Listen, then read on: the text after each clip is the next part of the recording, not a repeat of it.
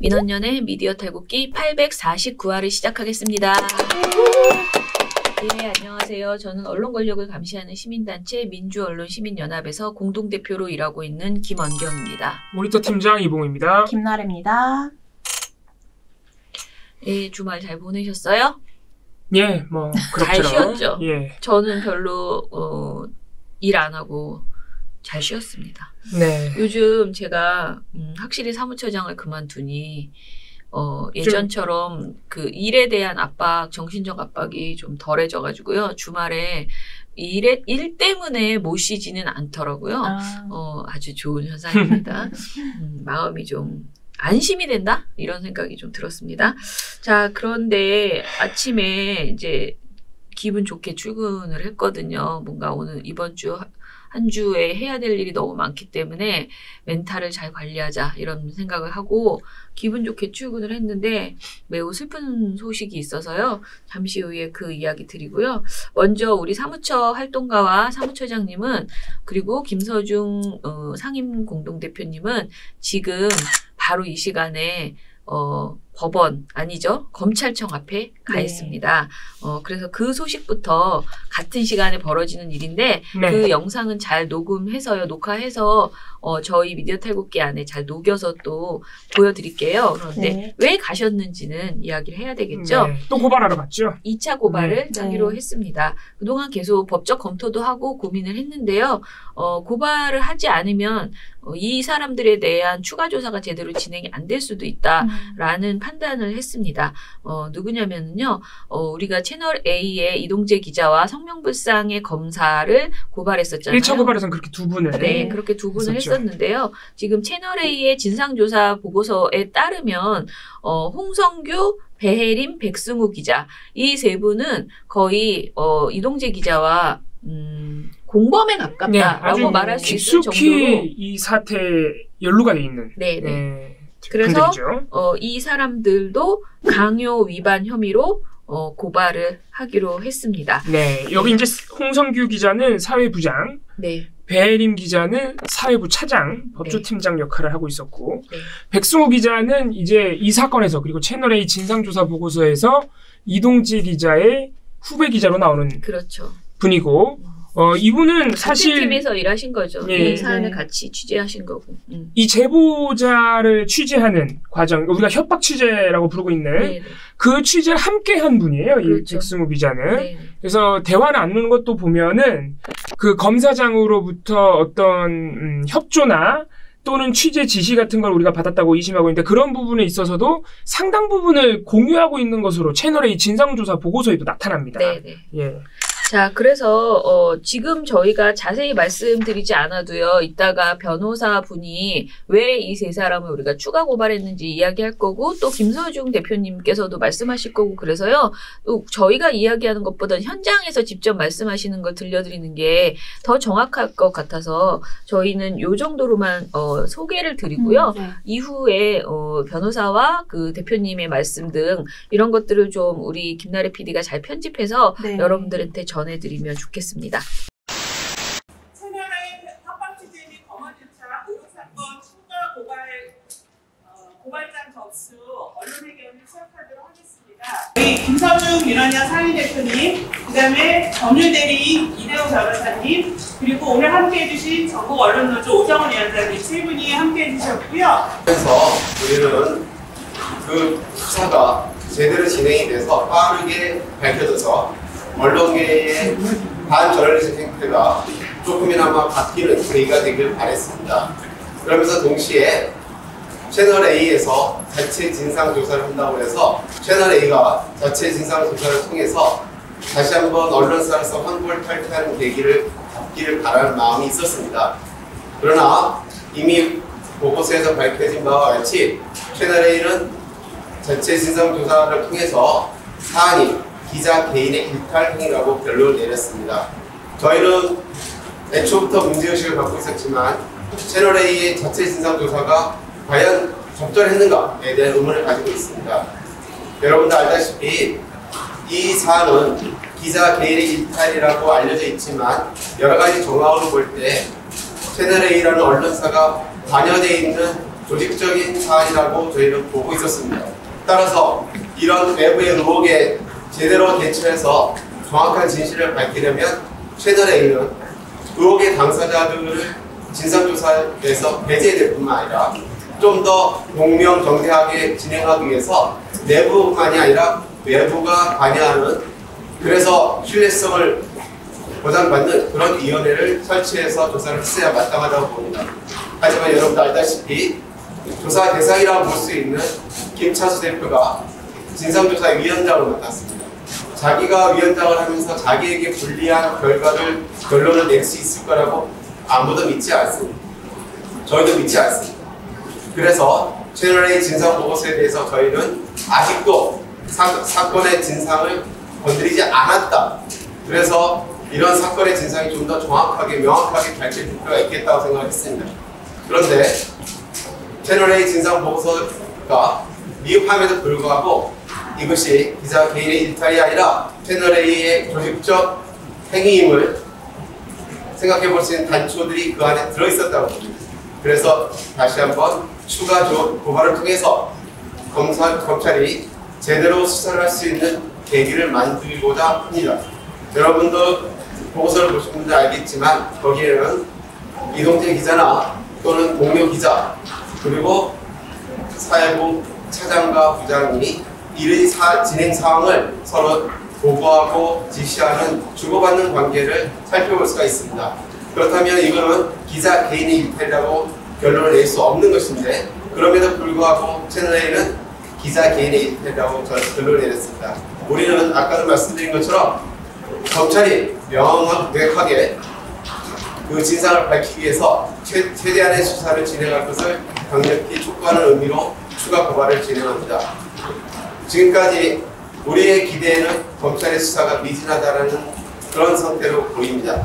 검찰이라는 것에 우리가 고발을 한 취지는 사실 개인이 수사할 수 없는 그런 한계를 극복할 수 있는 권한을 검찰이 갖고 있기 때문입니다.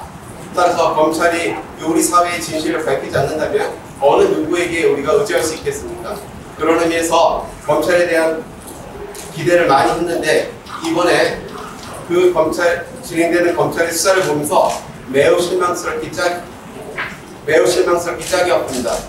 따라서 이번 추가 고발을 맞이하는 검찰은 더 이상 미진한 수사를 그대로 유지하지 말고 빠르고 신속하게 제대로 수사해주기를 다시 한번 촉구하는 바입니다. 고맙습니다.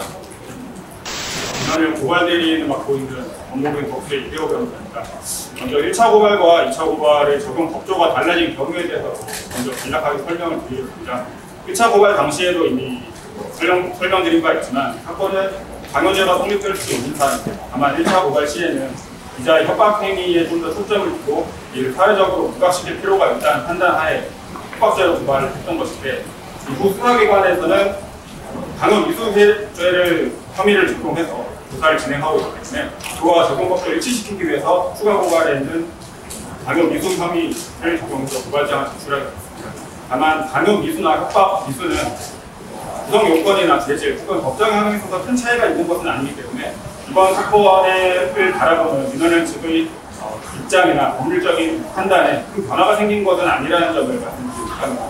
그리고 이번 추가 고발을 통해서 피고발인이 된 그 사람의 경우에는 피고발이 이동재 기자로부터 협박 취재, 강요 취재에 관한 보고를 받거나 혹은 그에 대한 지시를 내리거나 혹은 그와 동행하면서 함께 취재를 진행했던 사람들입니다. 그 사람들은 범죄 행위에 대한 공동 가봉 의사가 있었던 것이고 실행 행위자인 이동재 기자의 행위를 통해서 자신의 범죄 의사를 실현한 것이기 때문에 강요죄의 공동 정범이 한다고 판단해서 고발장을 제출하겠습니다. 그리고 마지막으로 성경 불상의 검사에 관한 것인데 저희가 최초 고발장을 작성하여 제출한 후 2달 가까운 시간이 지났지만 아직 신원조차 확정이 되지 않고 있습니다. 그렇지만 이번 조사위원회 보고서를 통해서도 확인되었지만 그 사람은 단순히 범죄에 동조하거나 이를 부인하는 수준을 넘어서 자신을 팔아서 취재를 진행하는 식으로 범죄의 벽이 가장 주도적인, 핵심적이고 적극적인 역할을 했던 사람입니다. 그렇기 때문에 저희 민원을 지금 이번 고발장 제출을 통해서 구속기 성명불상의 검사를 특정해서 진상을 밝혀줄 것을 다시 한번 수사기관에 촉구하여 드립니다. 네, 이번 사건은 취재윤리기관도 핵심적인 요청이지만 법원 입찰고 우리 더 본질적인 사건 사건의 본질이라고 생각합니다. 저희가 오늘 꼭 전해드리고 싶은 소식이 있습니다. 바로 김세은 강원대 신문방송학과 교수님이 별세를 하셨습니다. 사실 저는 개인적으로 김세은 교수님한테 너무 큰 뭐라 그럴까요? 감사한 마음을 가지고 있습니다. 저희가 돌마고라는 것을 했었잖아요. KBS, MBC 정상화 시민행동. 네. 물론 그 전부터 저도 김세은 교수님을 알고 있었지만, 그리고 여러 토론회에서 많이 만나고 같이 패널로 이렇게 출연해서, 출연이 아니고 이렇게 같이 토론자로 참석해서 여러 이야기를 한 적이 있었습니다. 그때마다 느낀 거는 김세은 교수님이 그 언론학자로서 그 시민단체가 제기하는 언론의 문제점들에 대해서 깊이 공감하시고, 그리고 그 부분에 대해서 우리가 학자로서 조금 더 학문적으로 연구해서 시민단체가 지적하는 것들에 힘을 실어주지 못한 것에 대해서 반성하고 아쉬워하셨습니다. 저는 그런 말들이 저한테 정말 큰 힘이 됐었거든요.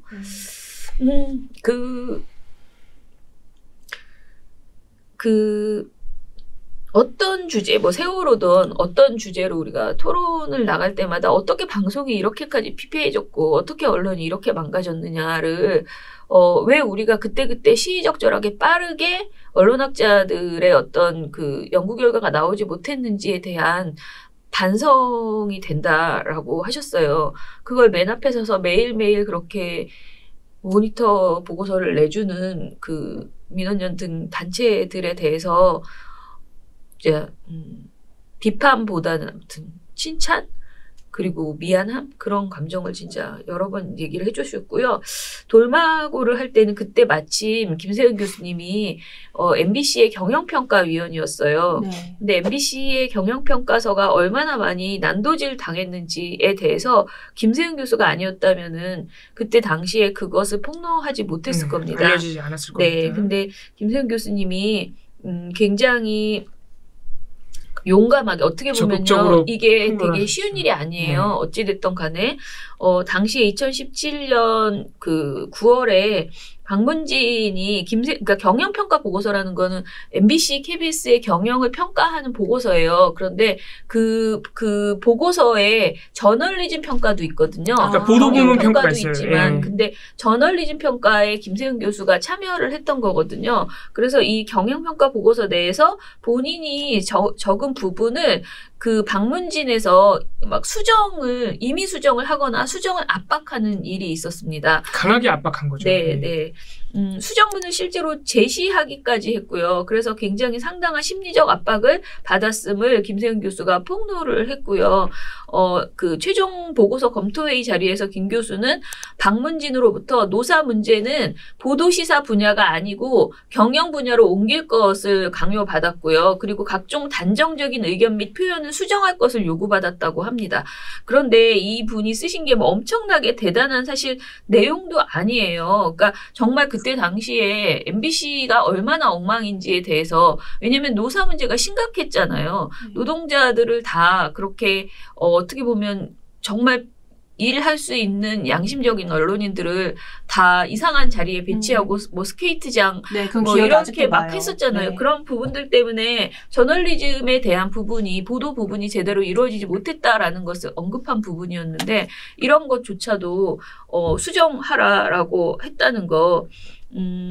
공영방송의 책무를 외면한 것이라는 표현이 있었는데 이거를 공영방송으로서의 책무를 다하지 못한 것이라 할 수 있다라고 바꿔달라고 했었다고 합니다. 그러니까 이런 식으로 굉장히 자기가 본인이 김세은 교수가 굉장히 힘들게 이제 본인이 이렇게 수정을 한 것에 대해서 굉장히 힘들어 하셨어요. 그리고 제가 이런 것들에 대해서 폭로하기 전에 상의를 드렸었는데 굉장히 자기가 앞에 나서서 어떤 전사가 되는 것에 대해서는 매우 부담스러워 하셨거든요. 그럼에도 불구하고 이분이 결국은 전사의 모습을 보여주셨어요. 네, 강단이 있는 네. 분이셨죠. 왜냐하면 그게 진실이니까 내가 당한 부당한 일에 대한 그리고 그 부적절한 행태에 대해서 알리는 그런 일을 하셨죠. 그리고 가장 김세현 교수에 대해서 여러분들이 많이 인상적으로 남은 것은 한겨레 미디어 전망대에 그 처음부터 끝까지 김장겸은 물러나라라는 말을 붓붓해서 쓰신 칼럼이 있습니다. 이거 기억나시죠? 물러나라도 쓰시고 또 박문진의 고영주는 물러나라. 고영주는 물러나라. KBS 고대영은 물러나라. 그리고 KBS 이사회의 이인호는 물러나라. 이렇게 네. 이 네 개를 네 사람 이게 딱 저희가 돌마고에서 주장했던 똑같은 구호였는데요. 이거를 쓰셨어요. 맨 앞글 제가 한번 읽어볼게요. 2017년 7월 27일 미디어 전망대에 할 일 없이 외친다. 물러나라였는데요. 나는 깨달았다. 중요한 것은 제도보다 사람이라는 것을. 공영방송의 기본인 공정성과 자율성을 훼손했다는 수많은 증거와 증언이 속출하고 내부 구성원의 절대 다수가 퇴진을 원하고 있는데도 꿈쩍 않고 있는 이들에게는 설명과 논리가 먹히지 않는다는 것을. 그리하여 나는 할 일 없이 다음과 같이 외친다. MBC 구성원 95.4%가 사퇴를 원하는 사장 김장겸은 물러나라. 김장겸은 물러나라. 돌마고 그러니까 KBS, MBC 정상화 시민행동이 활발하게 활동을 할 때였고 이 칼럼으로 하여금 그 KBS, MBC 정상화 시민행동의 활동을 모르시는 시민분들도 네. 굉장히 많이 알게 되셨어요. 아, KBS, MBC가 이상하다 했더니 저런 사람들 때문이었구나 하는 거를 네. 많은 분들이 알게 되셔가지고 참 저희에게는 특히 KBS, MBC 구성원들에게는 정말 큰 힘이 되어 주셨던 선생님이십니다. 네. 자, 그리고 경영평가 MBC 경영평가 보고서도 저희가 이제 교수님이 이렇게 폭로를 해주셔서 알려지게 된 일이 말씀드립니다. 이게 사실 되게 중요한 보고서예요. 굉장히 중요하게 작용했어요. 방송문화진흥회가 매년 뭐 많은 일을 합니다만은 MBC 대주주로서 방송문화진흥회가 매년 해야 되는 일 중에 가장 중요한 것 중에 하나가 바로 그 MBC 경영평가 보고서입니다. 그걸 안 내면 안 돼요. 안 내면은 방송통신위원회가 매년 하는 방송평가에서 점수까지 깎여요. 그러니까 자기네 방송국을 위해서는 꼭 성실하게 그리고 솔직하게 문제점 있는 건 있다고 그대로 써서 꼭 제출해야 되고 발표해야 되는 그런 보고서거든요. 이게 굉장히 중요한 건데 아까 대표님 말씀하신 대로 김세현 교수님께서 작성하셨던 보도시사 부분, 저널리즘 부분에 대해서 어떤 부분 지네만대로 삭제하고 박문진이 어떤 부분은 지네만대로 수정하고 한 게 누구 때문이다? 김장겸 사장을 지키려고 했던 겁니다. 김장겸 사장 체제 아래서 보도가 망가졌다는 비판이 너무 많으니까 김세현 교수님이 그걸 경영평가 보고서에 써놨다는 이유로 그걸 다 지네만대로 난도질을 한 거예요. 결론은 어떻게 됐냐? 이게 더 놀라운 사실인데 사상 초유의 사태였습니다. 사상 처음으로 방송문화진흥회가 그 부분을 폐기했어요. 보고서는 안 냅니다. 2017년에. 대단한 분들이죠. 네. 그래서 이 문제를 적극적으로 알리면서 이제 많이 노력을 해주셨던 김세현 교수님. 자, 그리고 뭐 사실은 이제 2018년에는 뉴스통신진흥회 그러니까 연합뉴스를 개혁하기 위한 노력을 좀 많이 하셨어요. 그래서 뉴스통신진흥회 이사도 맡았고요. 여러 가지 노력을 하셨는데 작년에 아무튼 암을 알게 됐고요. 제가 계속 저도 가끔가다 통화를 했거든요. 계속 잘 치료받고 있으니까 나아질 거다, 괜찮아진다라고 하셨고 올해 초에도 실제로 병세가 좋아지셨다고 합니다. 그런데 저는 지금 병세가 좋아졌다는 소식만 듣고 있다가 지난주에 김세현 교수님 소식을 들었어요. 왜냐하면 제가 그 일본에 다녀왔던 우에무라 다카시 기자, 그 우에무라 기자를 생각하는 모임이라는 것이 있어요. 저도 일본에 다녀오면서 그 모임에 가입을 했고 후원자가 됐는데요. 그 모임에 김세현 교수님이 거액을 기부를 하셨어요. 그래서 선생님이 요즘 괜찮으신가 보다. 이렇게 생각을 했거든요. 한 일주일 전에 기부를 하셨습니다. 그래서 우리가 한번 병문안 가자 뭐 이런 얘기를 나눴는데 이렇게 됐습니다. 그래서 제가 진짜 지금 너무 당황스럽고요. 네, 지금 많이 우셔가지고 사실 얼굴도 목소리도 별로 좋지 않으신데 아무튼간에 고인의 명복을 빌고요. 참 안타깝습니다. 네. 사실 생각해 보면은 우리가 뭐 의뢰하는 말이지만 왜 이렇게 좋은 분들이 먼저 가시나 뭐 이런 생각도 많이 들고요.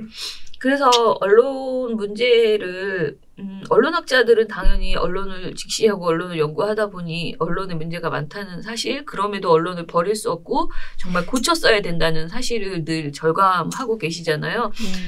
그런 어떤 굉장히 상징적으로 그런 활동에 천착하 차분하게 해주시고 성찰하시고 도와주시는 그런 분이셨습니다.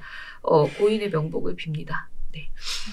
자, 그러면은 또 이번에는 다른 소식을 네, 목소리를 제가 가다듬고 소식인데, 다른 소식을 얘기해야 될 텐데요. 사실 이거는 지난주 목요일 날 있었던 일이라서 저희가 말하지 않아도 너무 많이 화제가 알고 됐던, 계실 텐데 전 이거 유튜브 영상으로 그냥 네. 빠라라고 이렇게 다 올라오더라고요. 이게 엄청 화제가 됐어요. 네. 지금 저희가 말씀드리는 게 영상도 너무 많은 분들이 이미 보셨고 네. 기사도 많이 나서 알고는 계시겠지만 이게 지난주 목요일 날 일어난 일이라 저희가 네. 수요일 날 녹화했기 때문에 네. 포함을 못 시켰는데 뭐 이건 뭐 조선일보가 조선일보 한 일이죠. 사실 따지고 보면 지난 11일에 민생경제연구소, 그러니까 안진걸 소장님 아시죠? 민생경제연구소 등 시민단체가 정의기억연대 관련 보도를 열심히 하고 있는 조선일보 보도 중에 허위 왜곡 정보가 너무 많다 네. 하시면서 조선일보 기자들과 데스크, 편집국장 사장 등을 명예훼손 혐의 등으로 경찰에 고발했습니다. 6월 11일에 이제 고발장을 가지고 기자회견도 하시면서 접수를 하신 거죠. 시민단체들이 굉장히 문제가 큰 상대한테 법적 대응을 할 때 뭐 자주 하는 네. 모습입니다. 그래서 뭐 취재진도 많이 왔고 시민분들도 많이 계셨는데 이 자리에 조선일보 기자가 나타났어요. 네. 조선일보 캡이더라고요. 네, 조선일보 이제 시경캡, 뭐 시경캡이라고 하는 경찰 담당 기자 중에서 네. 캡이다, 뭐 요 정도 됩니다. 예. 캡이야? 예, 캡이죠. 대장님이에요. 그 경찰 담당하시는 분 중에. 서울경찰청 본청에서 안진걸 소장이 기자회견을 하고 있는데 여기 이제 장아무개 조선일보 기자가 나타난 겁니다. 이 기자가 나타나서 이제 취재를 하는 거였으면, 그러니까 기자회견 형식이었으니까 기자가 와서 질문을 정식으로 하는 거였으면 아무 상관이 없는데 영상 보셔서 아시겠지만 기자가 질문하는 태도는 전혀 아니었죠? 되게 태도가 처음에 그 기자회견을 정면에서 보는 게 아니라 옆에 그 펜스가 있는데 되게 네. 비스듬하게 앉아가지고 네. 쳐다보더라고요. 네, 그러니까 보통은 이렇게 기자회견을 제가 예를 들어서 기자회견을 하는 사람이다 그러면 저하고 마주보고 이렇게 네. 반대편에 이렇게 기자들이 쭉 앉아서 또는 서서 질문을 하잖아요. 공식적인 질문 이렇게 차례도 손 들고 이렇게 하는 건데 네. 그게 아니라 제가 안진걸 소장님이면 여기 옆에 있었던 겁니다. 네. 여기 옆에서 이렇게 보면서 쉽게 말하면 시비를 건 것이죠. 경찰 출입기자의 팀장인 이 조선일보 장아무개 기자가 나타나서 조선일보 기사에 가짜뉴스가 어디 있느냐 이렇게 얘기를 하고 민생경제연구소와 정의연이 어떤 관계이길래 대리고발을 해주느냐 이런 말도 하고요. 무엇이 가짜뉴스냐 이렇게 또 계속해서 따져 물었습니다. 이에 안진걸 소장이 예의를 좀 갖추세요 라고 말하자 조선일보 장 기자는 이건 예의예요 라고 물으면서 안 소장이 이날 접수한 고발장을 이렇게 흔들어 보였습니다. 그리고 안 소장님이 이게 뭐 하는 짓입니까? 원래 이렇게 합니까? 항상 이런 식으로 취재하십니까? 라고 목소리를 높이자 이게 경찰이 나타났죠? 이게 좀 분위기가 격양되니까 이 조선일보 장모 기자는 시민단체에서 조선일보 기자들을 고발한다고 해서 나와봤는데 나도 고발 대상에 포함됐는지 알아보려고 하는데 나는 아니었다는 이런 말을 남겼습니다. 상당히 횡설수설을 많이 하셨네요. 그죠? 네. 자, 일단은 제가 이 기사를 읽기 전에, 그러니까 제가 지금 읽은 거는 저희는 미디어오늘 네. 기사인데요. 읽기 전에 이제 사실 화제가 된 거는 조선일보 기자의 태도잖아요. 네. 그리고 조선일보 기자가 한 말 중에 가장 인상적인 것은 이 가짜뉴스가 어디 있느냐, 이 네. 종이를 흔들면서 여기에 가짜뉴스가 어디 있느냐라는 건데요.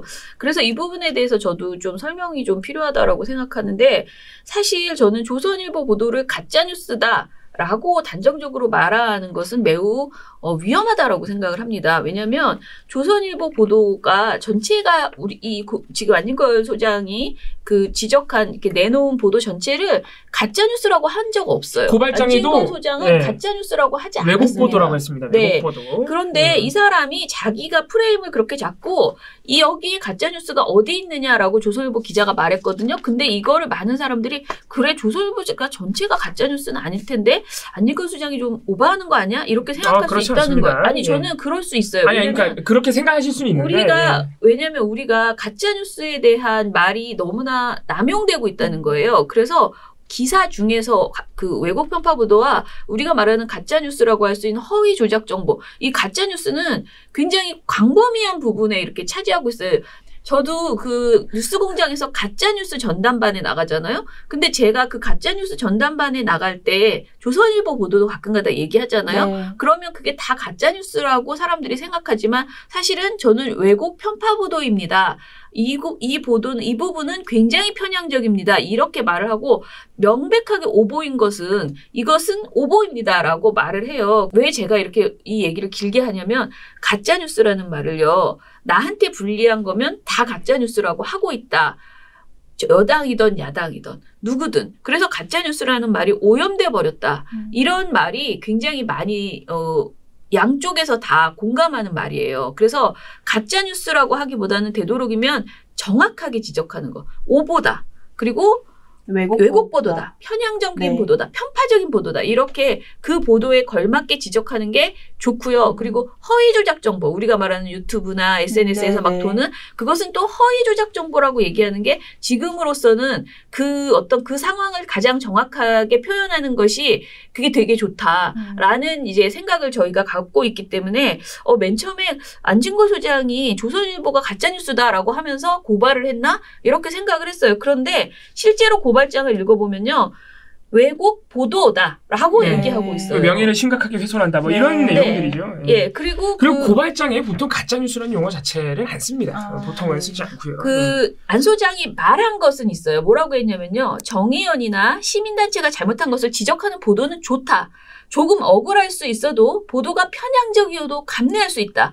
그러나 최근 조선일보의 정의연 보도는 편향을 넘어서서 가짜뉴스, 왜곡 보도에 가깝다. 라고 말을 했어요. 자, 이 정도 말은 충분히 할 수 있는, 그럼요. 통상적으로 할 수 있는 말이잖아요. 근데 이거를 과장해가지고 지금 들고 나와서 이렇게 삐딱하게 서가지고 흔들면서 여기 어디 가짜뉴스가 있냐? 너 왜 오바하냐? 이런 식으로 지금 이 기자가 여러분들 행동을 이 한 영상을 거잖아요. 꼭 보셔야 되는 게 조선일보의 민낯입니다. 이게. 네. 제가 저 미디어오늘 기사만 읽다 보니까 제 영상에 많은 부분들을 말씀 안 드렸는데 예를 들면 이런 장면도 있어요. 아까 안진걸 소장님이 조선일보 보도에 그렇게 편향되고 좀 심한 사례들이 있다. 우리가 고발장에 다 써놨다. 되게 굉장히 처음에 예의를 갖춰서 말했어요. 네, 맞아요. 막 시비 거는데 그래서 막 시민들이 화가 나가지고 막 욕하니까 하지 말라고 난리기도 했어요. 해달라고. 근데 이 조선일보 기자가 거기다 대고 뭐라 했냐면 참 대단한 발견하셨네. 그러면서 엄청 조롱합니다. 네. 그러니까 안진걸 소장도 화가 안 날 수가 없는 상황이었어요. 근데 어쨌든 끝까지 신사적으로 하셨고 할 말 다 하셨습니다. 네. 근데 그럼- 저는 이 얘기 들으면서 대표님이 제가 이제 여기 일하면서 되게 자주 하는 말씀이 있잖아요. 사실이 있을 수 있다. 네. 기사에 사실이 있는데 그거를 가지고도 얼마든지 왜곡할 수 있다. 그렇죠. 이런 네.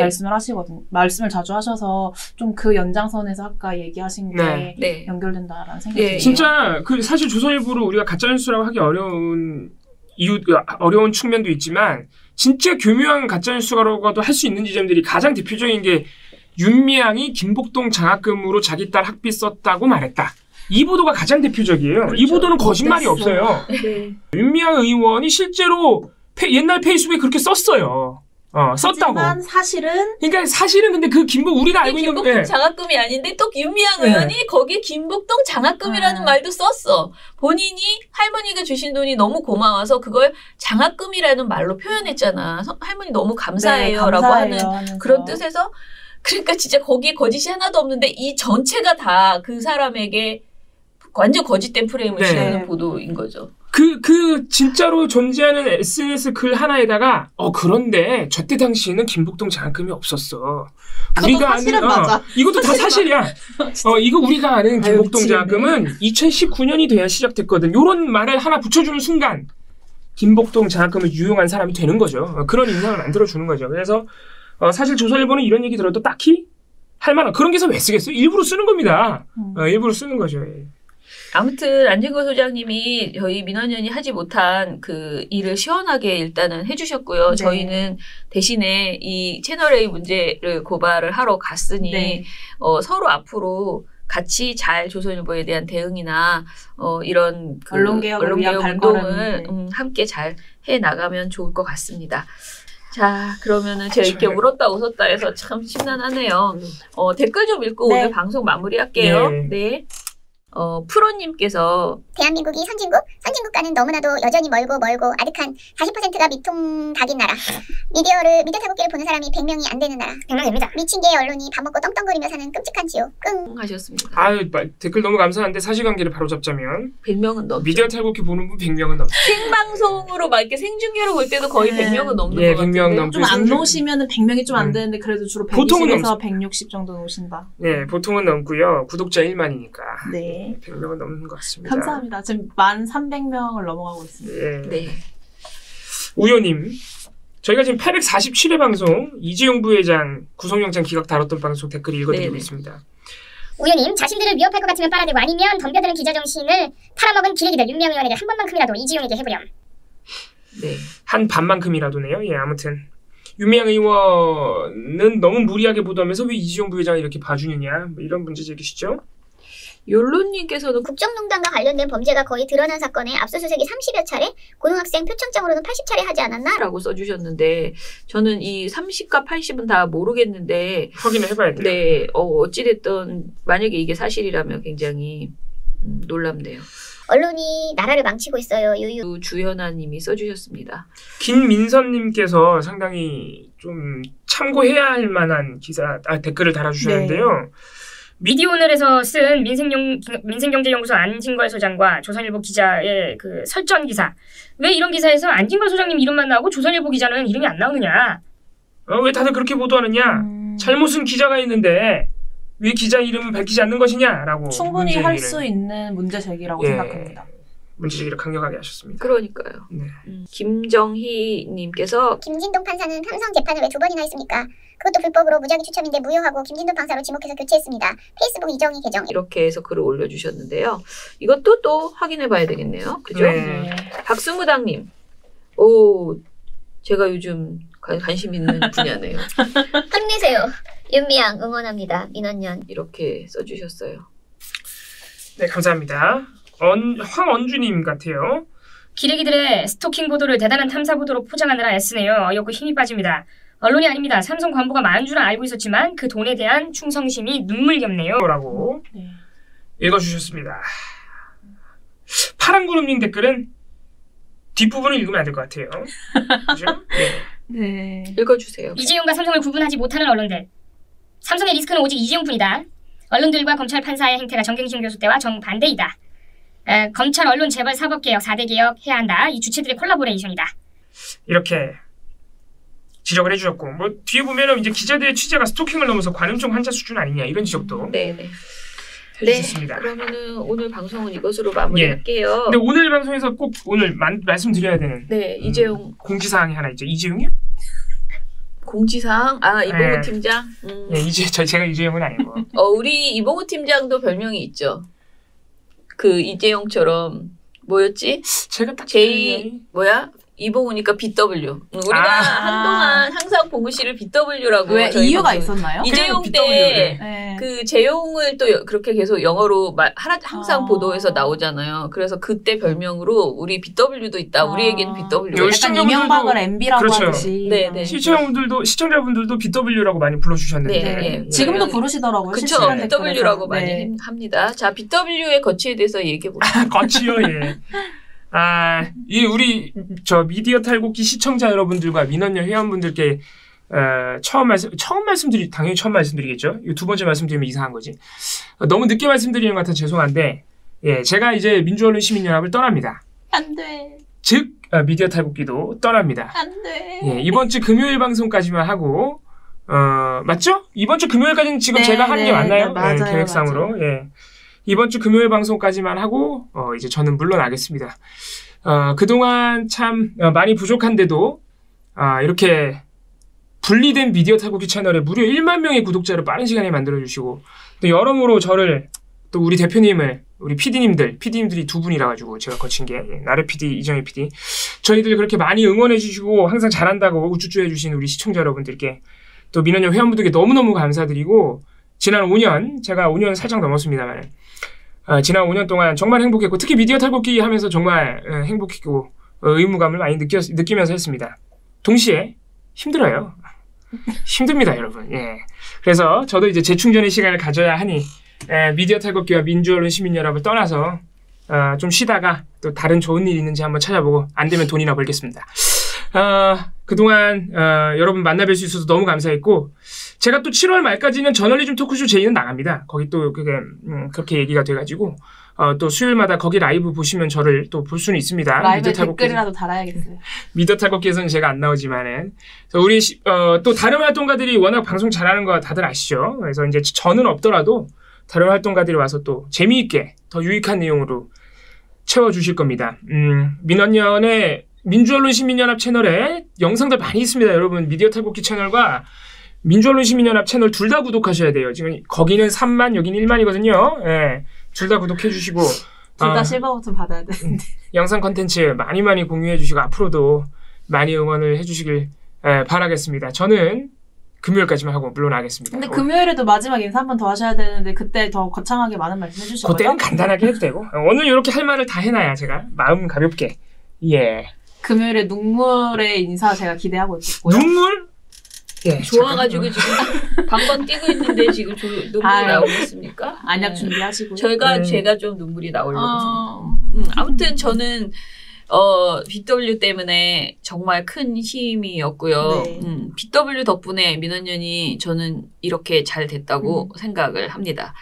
제가 가장 잘한 일 중에 하나는 BW에게 그 성유보 선생님이 성유보 특별상이라는 걸 우리가 처음 만들어서 지금 김석영인가요? 김은경 조각가? 네네. 평화의 소녀상을 만드신 그 조각가 부부가 성유보 특별상 1회 수상을 하셨어요. 네. 그날 제가 BW에게 얘기했습니다. 민원연 왜냐면 그때가 봉우 씨가 들어온 지 1년 거의 다 돼가던 시점이에요. 1년 다 돼갈 때인데 그 전까지는 제가 봉우 씨가 민원연에서 일을 열심히 할 거라는 기대를 크게 하지 않고 제가 원래 사람이 들어오면 약간 간을 보는 시간을 깊게 갔거든요. 거의 1년 동안이나. 네. 그냥 저는 투명인간이었습니다. 투명인간은 아니고 그냥 지켜봤죠. 그냥 일을 열심히 하시는군요. 이렇게. 저는 너무 색침하신 거 아니에요? 개인적으로 저는 누군가를 자기 사람이라든가 뭐 이렇게 하는 것을 굉장히 좀 싫어해요. 그렇게 하면 안 된다고 네. 결벽증처럼 그런 생각이 있는데 제가 그날 BW에게 민원연 일을 그때는 굉장히 어목한 시절이었거든요. 힘들었어요. 활동가도 몇 명 안 됐습니다. 네. 그때 4명인가 5명인가. 나가지 말고 같이 열심히 일해보자. 네. 상황이 바뀔 때까지. 우리 상황이 좋아질 때까지 그런 얘기를 했는데 저 흥분해가지고 막 해봅시다 이렇게 내 나름대로는 이제 약간 꼬신 거죠. 네네.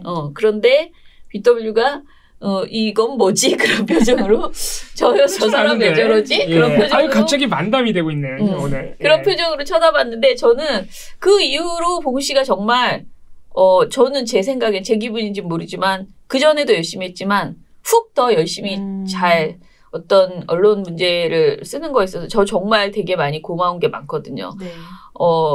제가 시키지 않는데 저가 시키지 않는데 보고서도 많이 써주고 선물도 저에게 이렇게 던져주고 야근도 해주고 야근 수당도 없었던 시절에 돈도 안 받고 주말에도 일하고 그랬어요. 지금도 주말에 일해. 돈 안 받고. 네, 정말 돈 하나도 안 받고 주말과 야근을 맨날 일삼으며 그렇게 살았던 시절이 있기 때문에 우리가 이렇게 지금은 그래도 활동가도 여러 명 뽑을 수 있고 그리고 여러분들 뭐 시간의 수당이나 이런 것도 정상적으로 그나마 하면서 좀 여유 있게 운동할 수 있게 되었다는 점에 대해서는 BW에게 늘 감사드리고 나가는 건 서운하지만 또 사람이 만남이 있으면 꼭 헤어짐이 있는 거고요.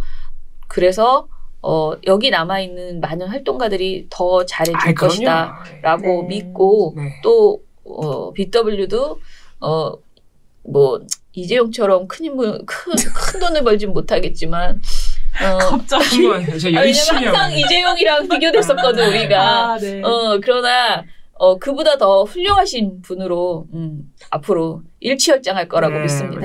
너무 잘하는 사람이잖아요. 그럼요. 너무 성실하고 잘하기 때문에 우리 대표님께서 이렇게 말 축하드립니다.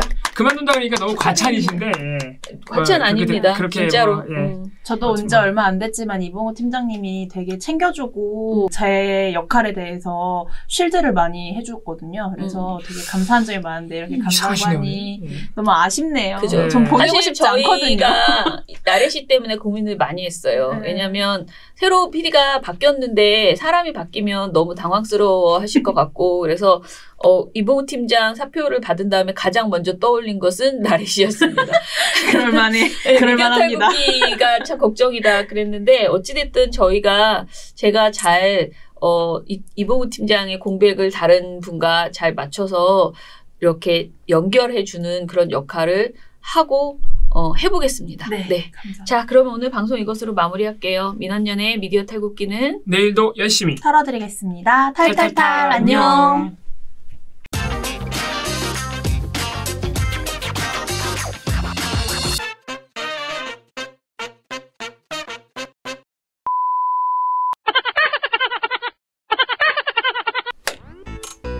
아직 아닌 거예요? 괜히 박수 쳤나요? 자, 댓글 좀 읽어보겠습니다. 꼭 이렇게 방송을 해야 돼? 아니 말은 해야죠. 갑자기 안 나오면 안 되잖아요, 얘가. 얘가